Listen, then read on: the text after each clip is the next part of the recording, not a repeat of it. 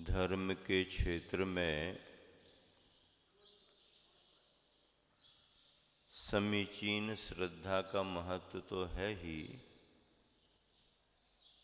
समीचीन ज्ञान का भी बड़ा महत्व है। क्योंकि केवल श्रद्धान से ही काम नहीं बनता, उस श्रद्धान के साथ साथ ज्ञान का भी होना जरूरी है। और फिर तीसरे क्रम में ये महत्वपूर्ण बिंदु है कि जैसी हमने श्रद्धा बनाई है, जैसा हमने वास्तविक ज्ञान अर्जित किया है, ठीक वैसे ही हमारी क्रिया आचरण भी होना चाहिए। इसी को मोक्ष मार्ग में सम्यक दर्शन, सम्यक ज्ञान और सम्यक चारित्र कहा जाता है। ये रत्नत्रय है और ये रत्नत्रय हमारी आत्मा का स्वभाव है। ऐसे भावों को हमें कहीं बाहर से नहीं लाना पड़ता, बल्कि ये भाव हमारे अंदर से ही प्रकट होते हैं, अंदर से ही प्रकट होते हैं। इसलिए शास्त्रों में आत्मकल्याण के लिए रत्नत्रय का महत्व बतलाया गया है। गुरुवर आचार्य श्री ने दोहों में भी ऐसे ही भाव प्रकट किए हैं। देखिए, दोहा आपके सामने रख रहे हैं। भांति भांति की भ्रांतियां, तरह तरह की चाल, भांति भांति की भ्रांतियां, तरह तरह की चाल, नाना नारद नीतियां ले जाती पाताल। तीन बातें इसमें आ गईं और उसका परिणाम भी बतला दिया। क्या कहा? भांति भांति की भ्रांतियां। भ्रांतियां किसे कहते हैं? भ्रांतियों का मतलब ये है कि जैसा नहीं है वैसा हम उसे समझने लगें।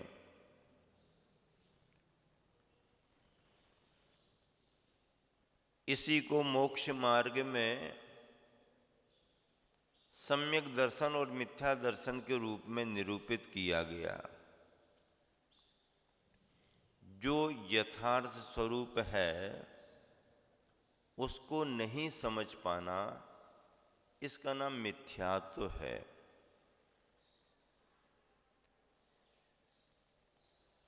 श्रद्धा नहीं कर पाना मिथ्यात्व है। श्रद्धा किया भी तो विपरीतता पर किया।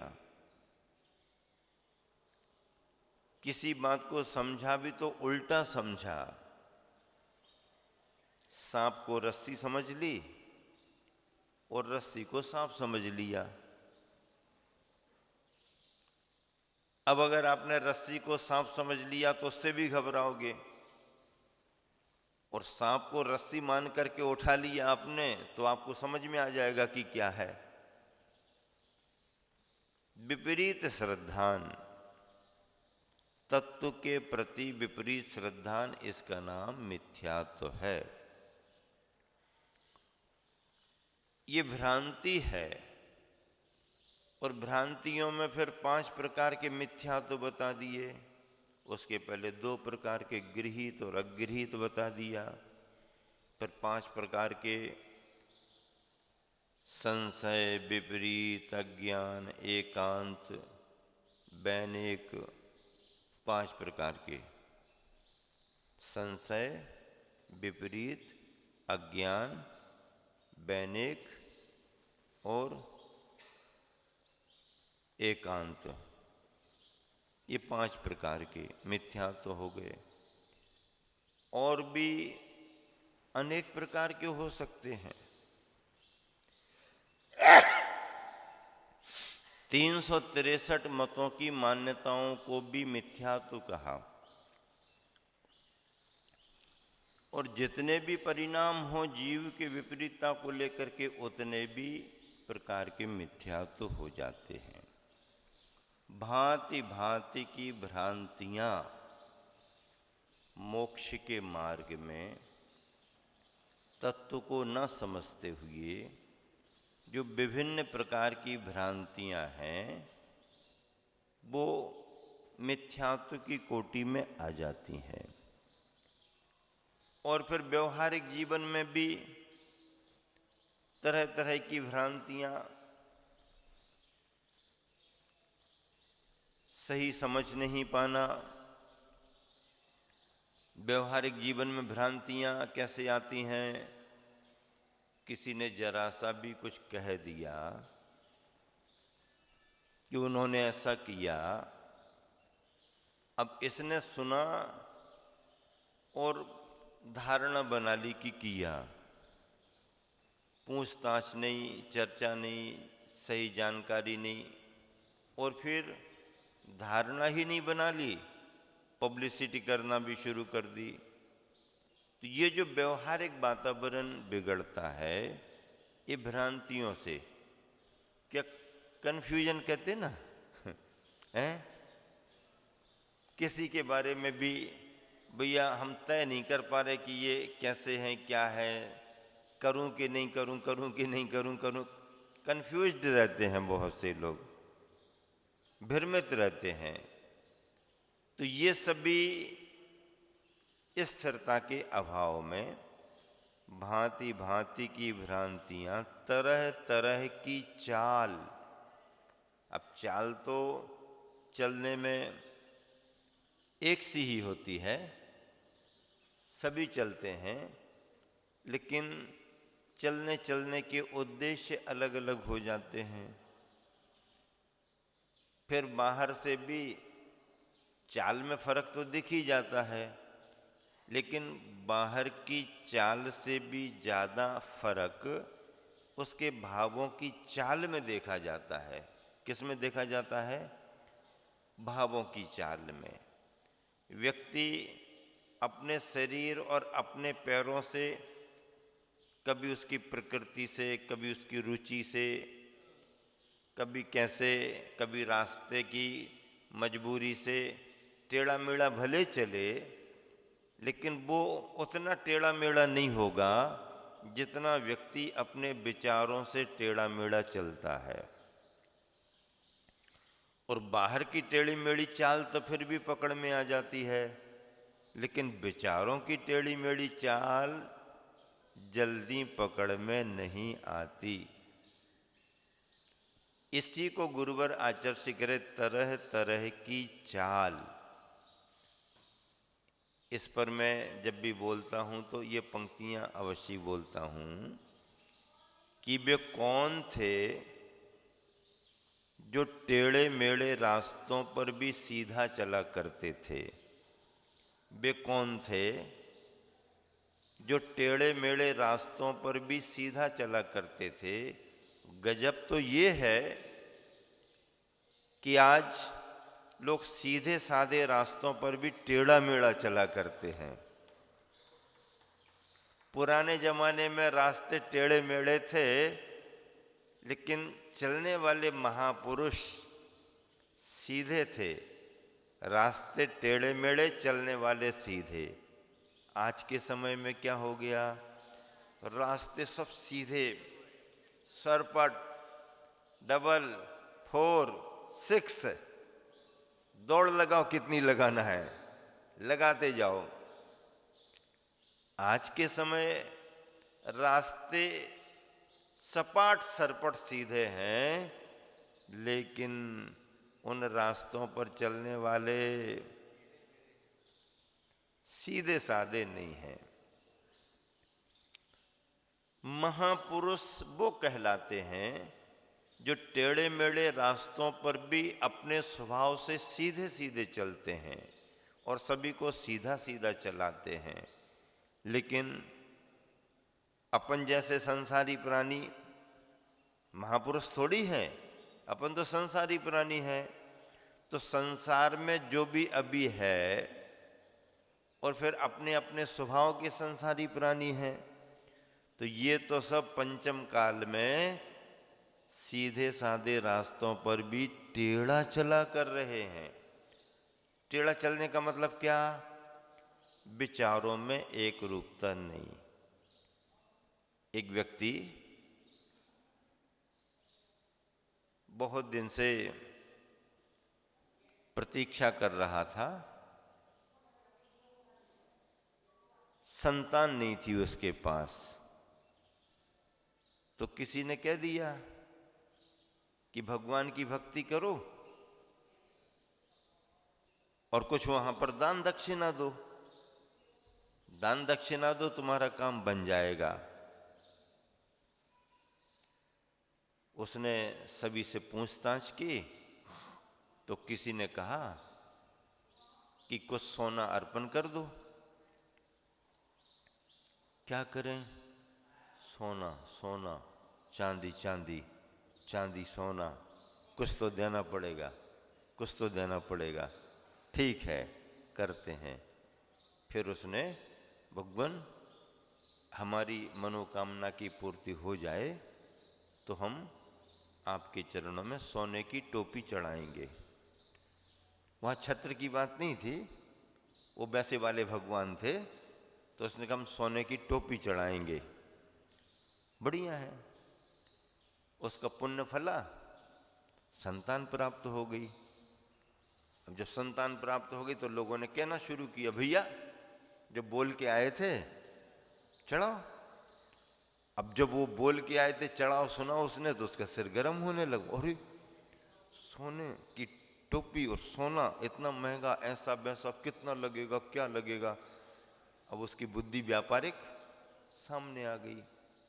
अब बड़ा परेशान। सबको पता है बोल के आए हैं, चढ़ाना तो है ही, मना तो कर नहीं सकते, लेकिन इतना कैसे करें, क्या करें? हालांकि इंतजाम था उसके पास, कमी नहीं थी, लेकिन विचारों में फर्क आ गया। पहले उत्साह में उसने अच्छे मन से कहा था कि हम सोने का चढ़ा देंगे, और जब काम बन गया तो शेयर मार्केट डाउन होने लगा भावों का। और कैसे करें, क्या करें?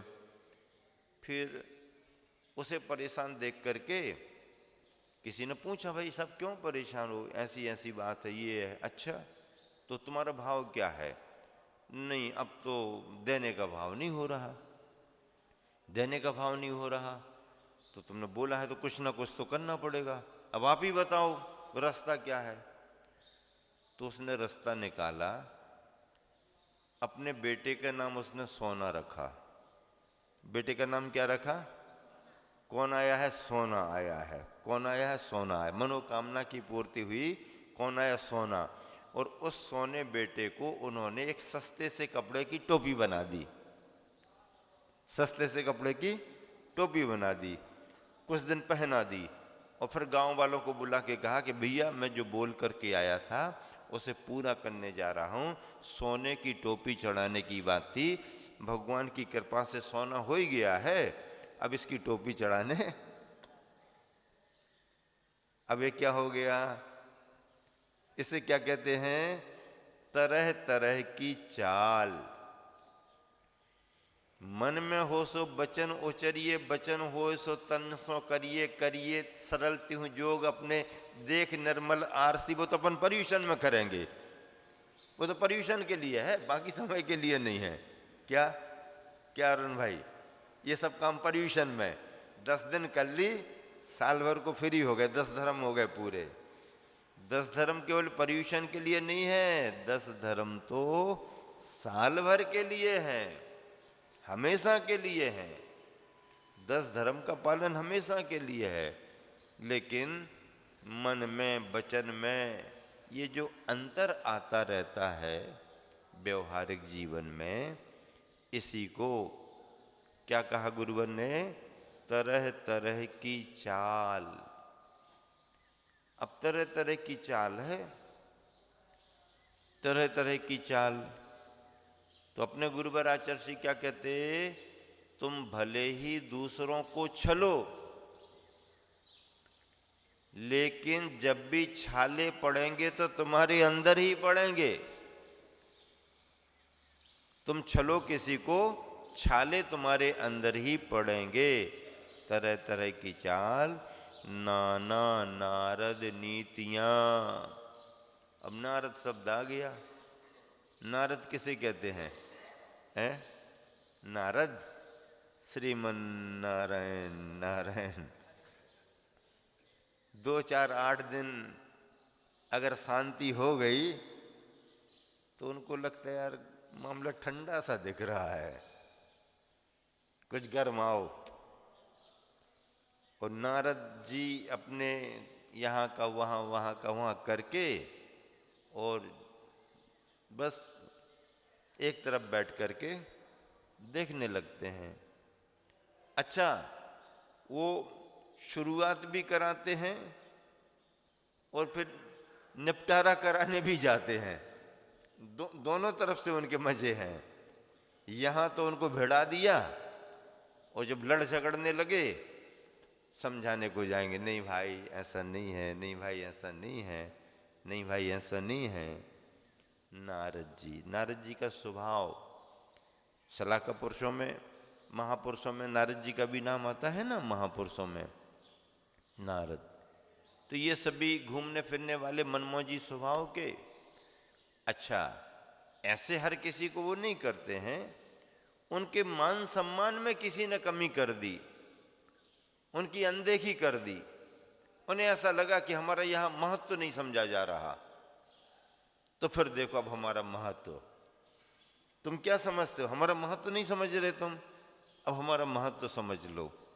फिर वो ऐसी कोई प्लानिंग करेंगे कि वातावरण उनके हिसाब का बनेगा, फिर वो खुश होंगे, आनंदित होंगे।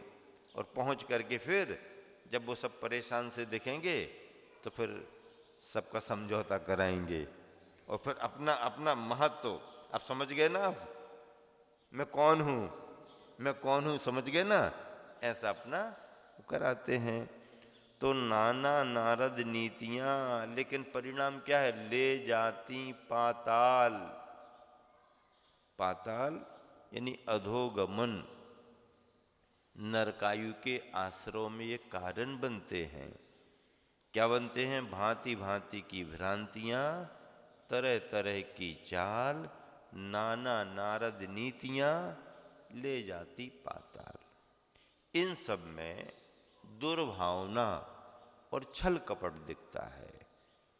इसका मतलब ये है कि जहां जहां भी दुर्भावना होगी और जहां जहां भी दोयम दर्जे का जीवन होगा, छल कपट का व्यवहार होगा, तो वहां पर वास्तविकता नहीं रहेगी। क्या? रियलिटी का अभाव रहेगा।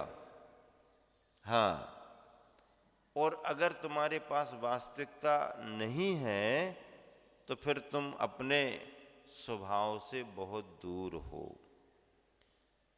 अपनी वास्तविकता को समझना चाहिए और वास्तविकता को स्वीकार भी करना चाहिए। जो है, जैसा है, अपने भाग्य से अपने को मिला है, वही हमारा वास्तविक जीवन है और उसके लिए स्वीकार करना, पूर्ण रूप से स्वीकार करना चाहिए।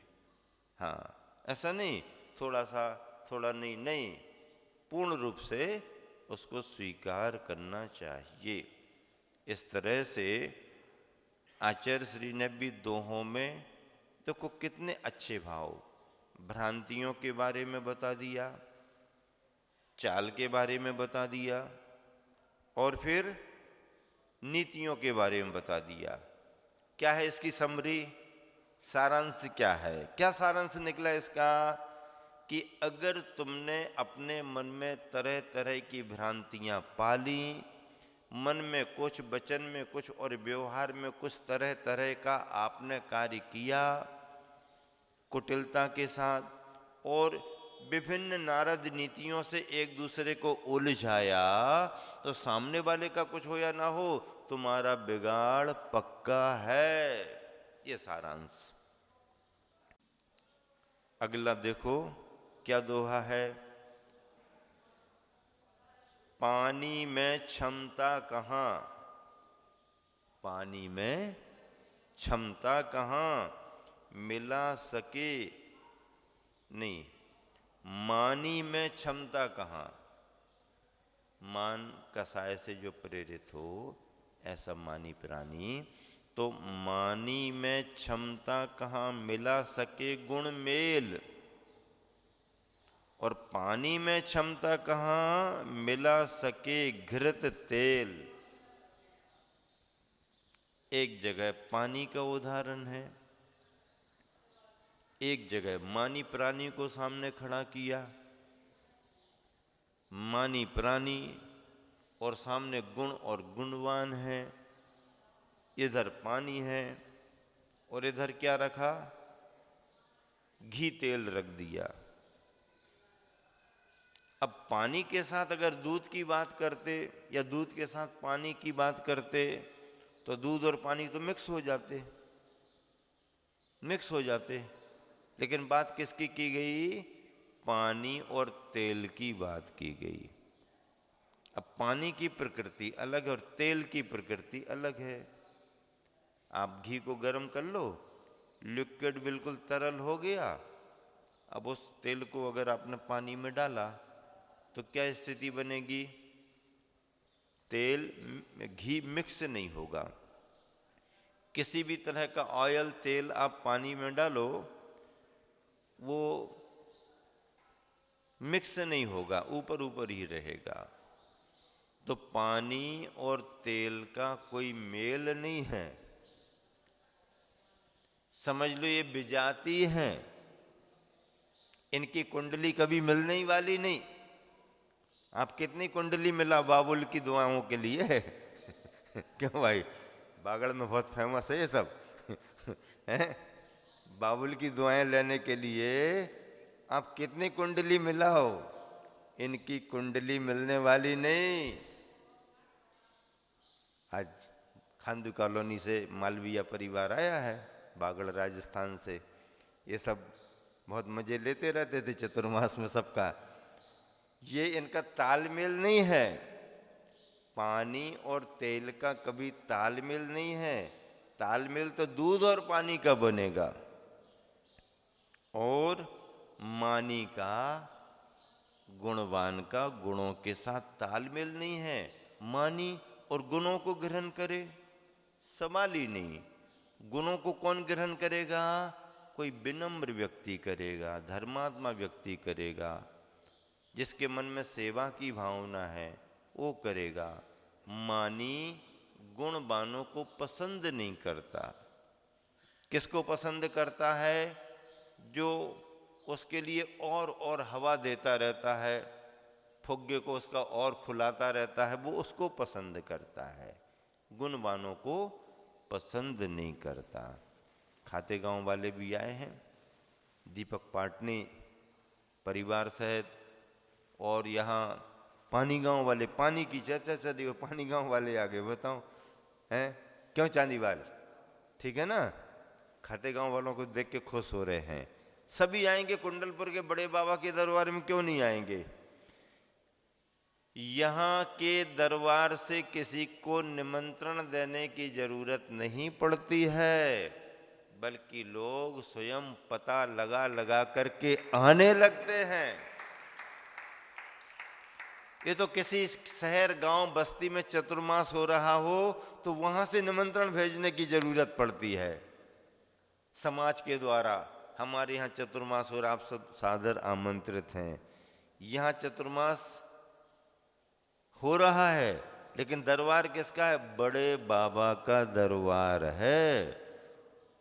भले ही कमेटी समाचार भेजे, लेकिन बड़े बाबा किसी को समाचार नहीं भेजते।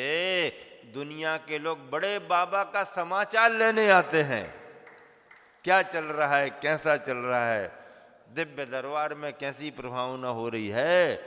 सभी जन बड़े बाबा की वंदना करने के लिए आते हैं। बड़े बाबा की नजर एक बार हमारे पर पड़ जाए, इस भाव से दौड़े दौड़े चले आते हैं।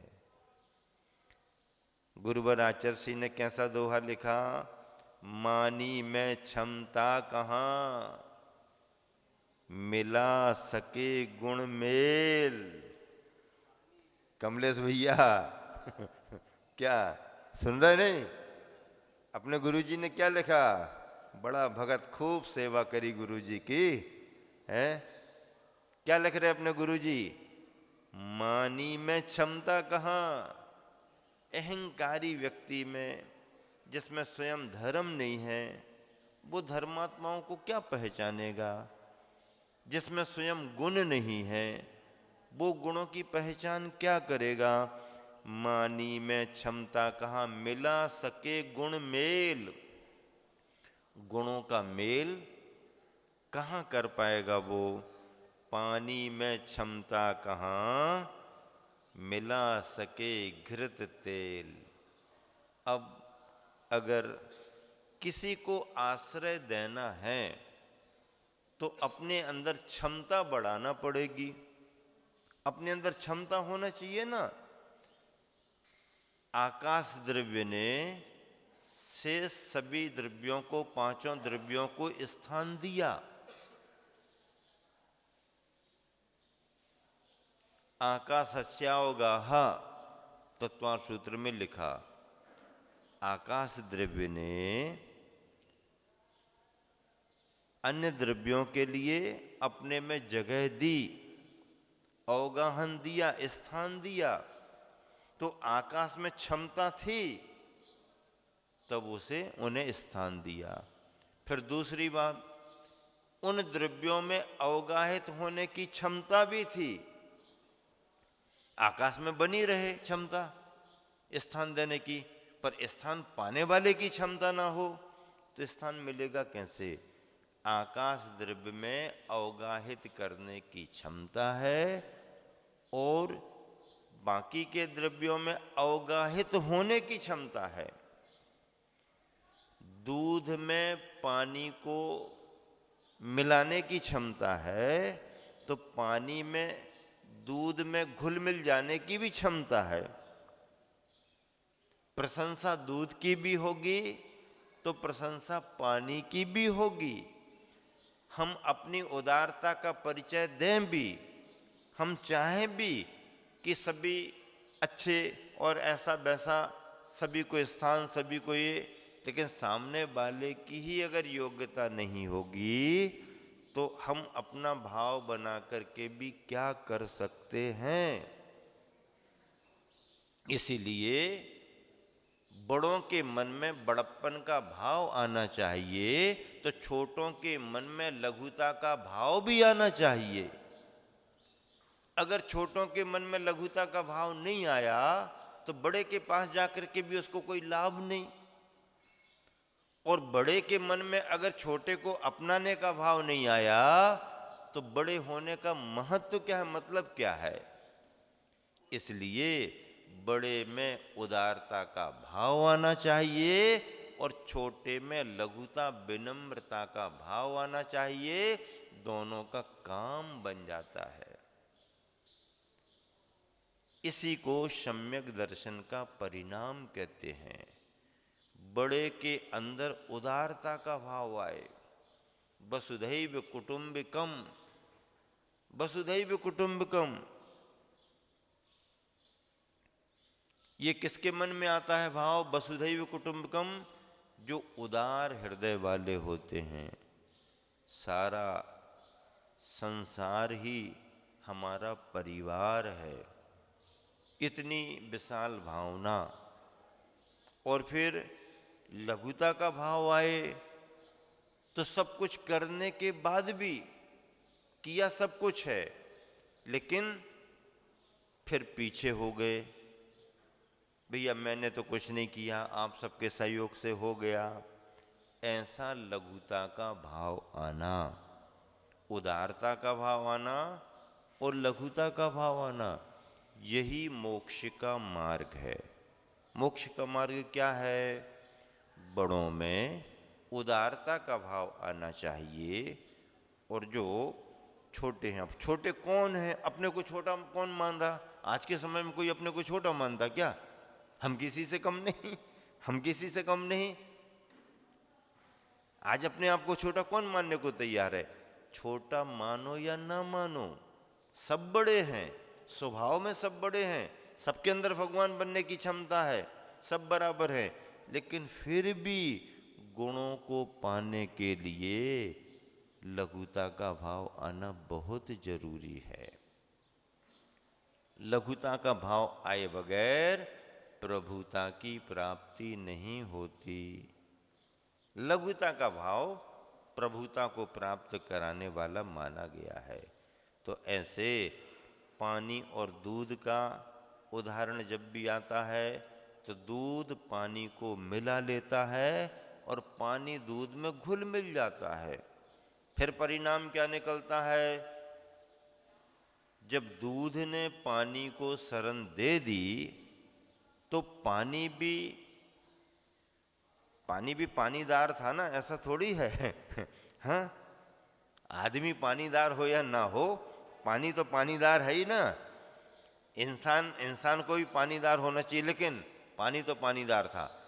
दूध ने हमारे लिए शरण दी है, इस उपकार को मैं कब चुका पाऊंगा, ऐसा भाव करता है। और जब दूध गर्म होता है, दूध गर्म करते हैं आप, तो दूध गर्म होने में क्या जलने लगता है? पहले अरे ये गर्म कर रहा है, तो पानी सोचता है जिसने मुझे शरण दी है वो दूध कैसे जल सकता है, पहले मैं जलूंगा, पहले मैं जलूंगा। और पानी पहले पहले जलता है। फिर दूध उबलने लगता है, और उबल करके जिस अग्नि ने उसके मित्र पानी को जला दिया है, दूध उस अग्नि को उफन करके बुझाने लगता है। क्या? वो गर्म हो गया दूध, हमारे मित्र के लिए आपने जला दिया, अब मैं तुम्हें अग्नि को भी समाप्त करता हूं। और दूध उफन करके अग्नि को बुझाने लगता है। इतने में गृह स्वामी आ जाता, अरे ये क्या हो गया? ओ अरे अरे अरे अरे, लाओ पानी लाओ।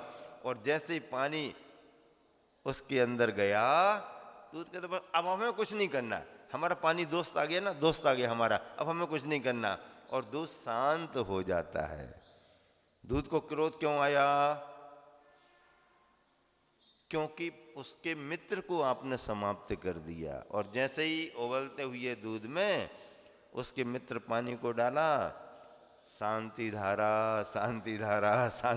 हो गई, शांति धारा हो गई। अब यहीं पर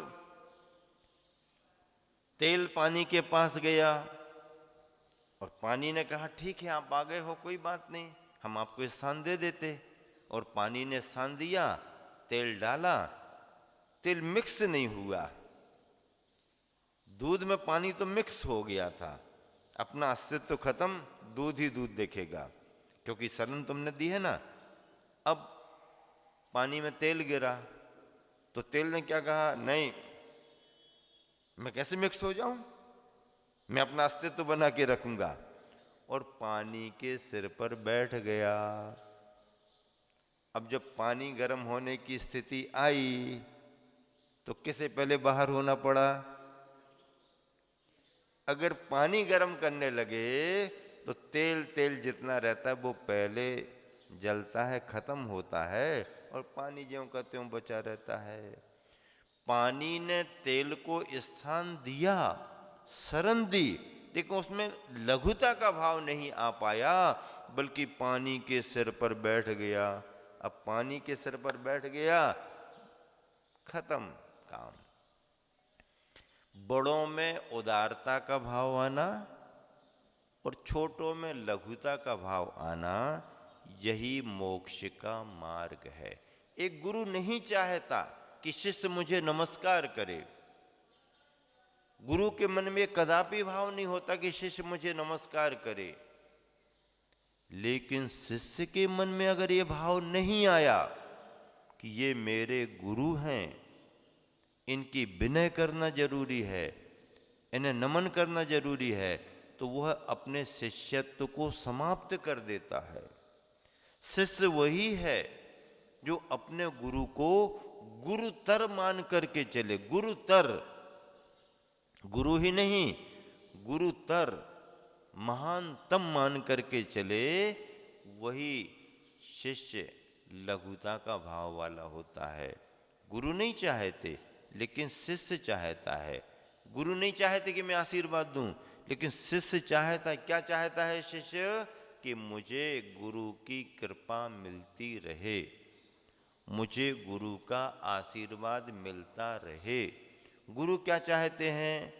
गुरु क्या चाहते? गुरु केवल ये चाहते हैं कि जो मेरे पास आया है, आत्म कल्याण का भाव लेकर के आया है, मेरा अपना तो कुछ है ही नहीं, मैं तो जिन शासन का एक प्रतिनिधि मात्र हूं।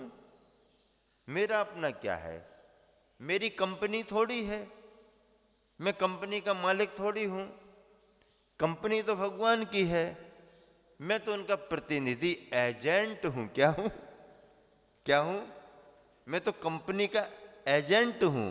मुझे कंपनी ने अधिकृत किया है, और जब मैं भगवान की कंपनी में अधिकृत हूं तो कंपनी के माल का विस्तार होना चाहिए, माल की पब्लिसिटी होना चाहिए, माल बिकना चाहिए, ग्राहक आना चाहिए। मैं केवल इतना प्रतिनिधि हूं।